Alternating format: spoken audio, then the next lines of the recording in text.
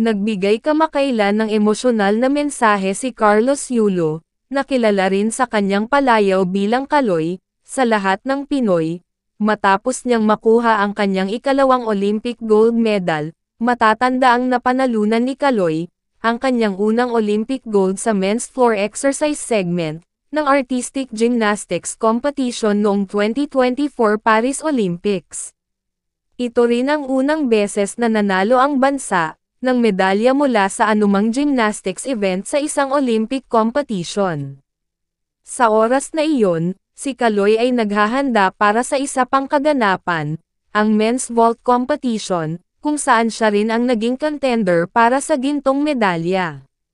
Matapos ding duminahin ang kompetisyon sa men's vault, muling naranasan ng bansa ang isa pang makasaysayang milestone sa isa pang Olympic gold medal mula sa parehong atleta. Sa sumunod na panayam ng GMA News, nagpasalamat si Kaloy sa lahat, partikular na sa mga kapuso viewers, sa pagpupuyat para mapanood siyang sumabak sa mga event na iyon. Nagpasalamat din siya sa mga nagdasal para sa kanya, at sinusunod ang bawat galaw niya.